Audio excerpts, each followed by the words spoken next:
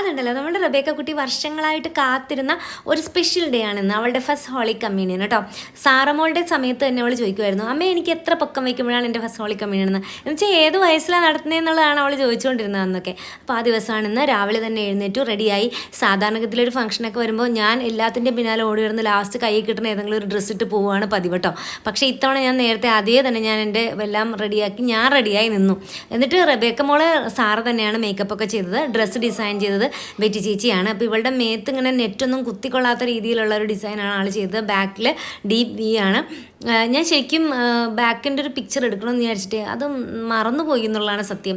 അപ്പം പാർലറിലൊന്നും പോവാതെ തന്നെ സാറമ്മൾ നല്ല അടിപൊളിയായിട്ട് ഒരുക്കി. അപ്പോൾ ഡാഡിയുടെ വീട്ടിൽ നിന്ന് മറയുന്ന ആൻറ്റി മംഗളും എല്ലാവരും ഇന്നലെ തന്നെ തലേ ദിവസം തന്നെ വന്നിട്ടുണ്ടായിരുന്നു. അപ്പോൾ ഉറങ്ങാനായിട്ട് അവർ ഡാഡിയുടെയും മമ്മിയുടെയും കൂടെ വീട്ടിലേക്ക് പോയിരുന്നു. അവർ രാവിലെ വന്നു, നമ്മൾ ഒരുമിച്ച് എല്ലാവരും ബ്രേക്ക്ഫാസ്റ്റ് ഒക്കെ കഴിച്ചു.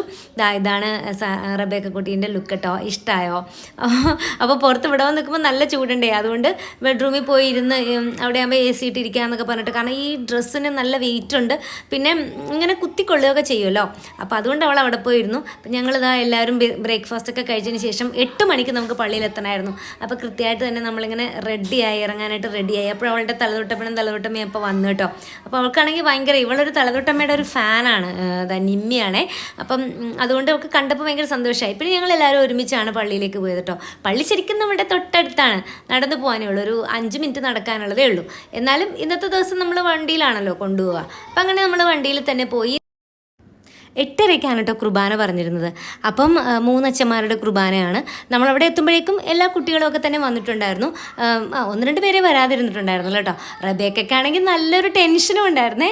കാരണം അവളാണ് പ്രതിവചന സങ്കീർത്തനം, ഇതാണ് കേട്ടോ പ്രതിവചന സങ്കീർത്തനം അവളാണ് പാടിയത്. അവൾ ആദ്യമായിട്ടാണ് പാടുന്നതെന്ന് ഓർക്കണം. വീട്ടിൽ പ്രാർത്ഥന ചെല്ലുമ്പോഴല്ലാതെ അവൾ പാടാറേ ഇല്ലായിരുന്നു കേട്ടോ. അപ്പോൾ അങ്ങനെ ഞങ്ങൾ കുർബാനയൊക്കെ അറ്റൻഡ് ചെയ്തു. 11 പേരാണ് ഉണ്ടായിരുന്നത് കേട്ടോ. കുർബാന കഴിഞ്ഞു, അച്ഛൻ തലയിൽ കൊന്തയൊക്കെ ഇട്ട് കൊടുത്തു. ഇതാ വീട്ടിൽ വന്നതിന് ശേഷം സാറമോളാണ് കേക്ക് ഡെക്കറേറ്റ് ചെയ്യുന്നത്. നമ്മളൊരു പ്ലെയിൻ കേക്കാണ് വാങ്ങിയത്, വൈറ്റ് ആണ്.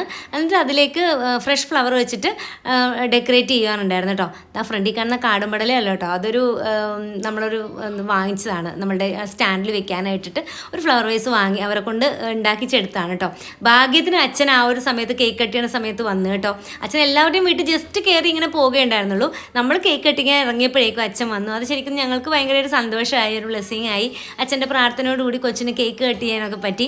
ഭയങ്കര സന്തോഷമായിരുന്നു അവൾക്കും. പിന്നെ എൻ്റെ കസിൻസും, നമ്മൾ വേറെ ഒരുപാട് പേരൊന്നും നമ്മൾ വിളിച്ചിട്ടുണ്ടായിരുന്നില്ല. ഡോർഫിൻ്റെയും എൻ്റെയും ബന്ധുക്കൾ മാത്രമേ ഉണ്ടായിരുന്നുള്ളൂ കേട്ടോ. അങ്ങനെ സന്തോഷമായിട്ടെല്ലാം കഴിഞ്ഞു.